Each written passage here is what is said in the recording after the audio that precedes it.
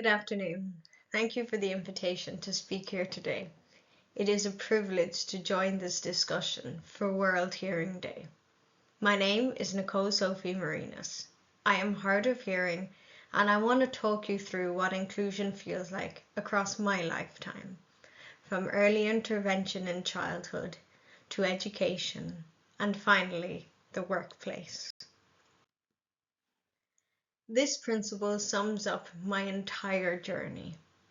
Inclusion is determined by the environment, not by disability.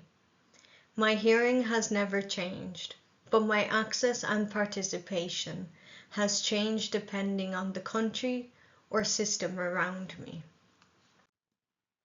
I was born with sensorineural hearing loss, but the biggest challenge I faced came from other people's understanding of it.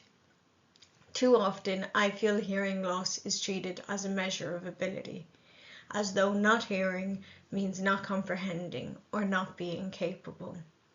Another assumption is speech, that it is a reflection of the extent of my hearing loss, rather than what it truly represents.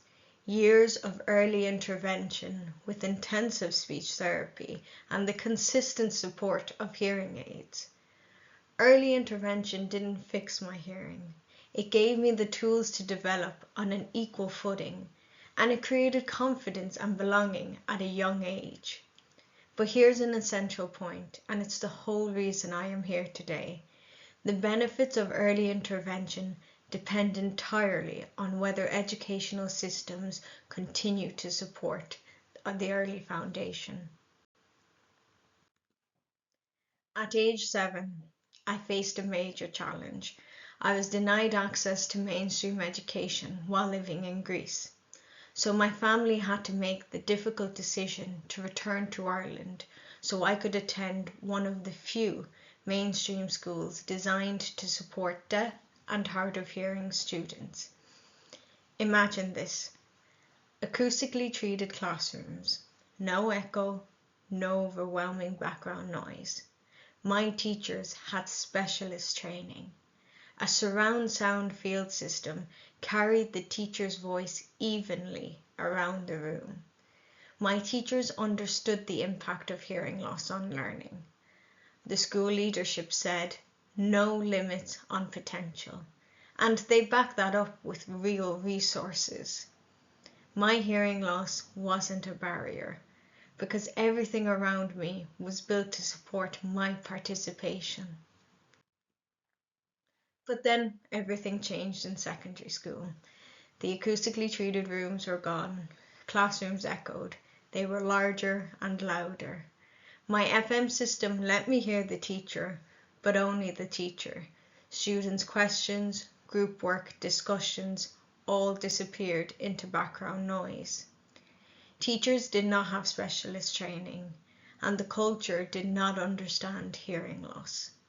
Slowly and quietly, my participation faded. I had to work twice as hard for half the information. Then something surprising improved things for me, and it started in science club. One day our teacher asked us, "What is the one question you want answered?" And that was easy for me. Why can I hear clearly in the geography room, but not in any of the science labs or any other classrooms? That single question turned into a 2-year investigation. I wanted to understand how environmental factors influence learning for students with hearing loss. So I explored acoustics and classroom design. I researched noise levels, reverberation, and listening fatigue. I studied surveys on what makes a learning space a good or poor listening environment, identifying barriers like echo, hard surfaces, distance from the teacher. All of these environmental factors were quietly shaping my access to learning. Once I understood this, I realized my teachers didn't know any of it. So I started educating them through training videos and instructional leaflets. They were really well received. It helped, and I found my footing again. But nothing prepared me for what came next. COVID did not just disrupt my learning, it dismantled every element that made learning possible for me. Masks removed lip reading, distancing pushed teachers' and students' voices out of my hearing aid range. Open windows and doors filled classrooms with overwhelming background noise. For years, I had spent every holiday catching up, studying new terminology in advance, because you cannot lip read a word you have never seen before. And instead of finding ways to make learning more accessible, my school decided it was best for me to stay at home for the remaining 6 months of the academic year. I received only a few online tutorials. They were well-intentioned, but not enough to keep up with the curriculum. No practical in-person solution was seriously explored. I was just removed from the classroom, and overnight I lost access to my education and my connection to my classmates. And this was one of the most important years of my education, the year that would decide my path to university. None of it was accessible to me, not because my ability changed, but because the environment changed. I started university during ongoing COVID restrictions, and unexpectedly, online learning gave me something I hadn't had in years: consistent access. Lecturers recorded lessons that had captions embedded as standard, but when in-person teaching resumed, the environment became mixed again. Some lecturers were outstanding. They continued recording lessons with captions, followed my accommodations, and even checked in regularly. Others refused to record, some did not use captions, and some did not understand why any of it mattered.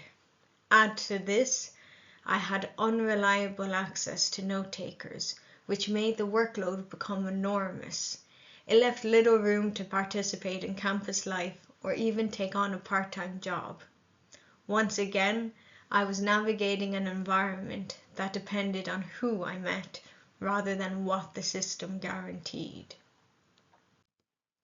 In this uneven landscape, I found purpose through student leadership, as an Access Ambassador and later as chair of the Disability Advisory Group. Students with disabilities came together, each of us having faced barriers no one else could see. We turned individual coping strategies into collective solutions, and together we changed things. As a direct result of one of our proposals, the university revised this policy to guarantee students with disabilities access to lecture recordings or an approved alternative. It was the first time I saw how powerful it is when people who live the barriers help shape the systems that are meant to support them.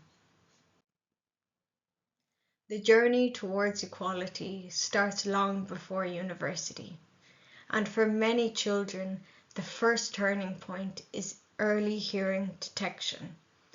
Across Europe, many children now benefit from early hearing loss detection through the Universal Newborn Hearing Screening Program, an incredible achievement. But early diagnosis alone doesn't change a life. It creates potential. Whether that potential becomes reality depends entirely on what happens next. Too many hard of hearing children walk into classrooms that undermine learning from day one. These early gaps accumulate. That's why we see so many hard of hearing students remaining underrepresented in third level education, not because of ability, but because the environments around them made it harder to stay on an equal footing with their peers. And when access to higher education is uneven, access to employment becomes uneven too. If a student's opportunity is limited at age 7, 13, or 16, that limitation doesn't just disappear at age 22.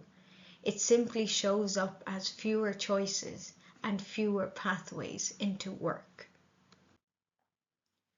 Education opens doors, but employment is where quality is truly tested. Today, working in disability inclusion, I see the same patterns in the transition to employment. I meet talented graduates whose success depends entirely on whether employers understand inclusive practices and whether workplace supports are available. Employers often want to be inclusive, but do not always know where to begin. And sometimes the difference between a placement that empowers and one that isolates is incredibly simple. A workplace needs assessment, disability awareness training, accessible video conferencing platforms, and small, thoughtful adjustments to the environment. When I look back, I return to that primary school classroom, the place where inclusion wasn't exceptional, it was simply normal. The same hearing loss followed me through secondary school, into university, and now into the workplace. My hearing has never changed, but my access, my participation, my opportunities, they changed entirely depending on the system around me. That early intervention in an inclusive environment made every success that followed possible.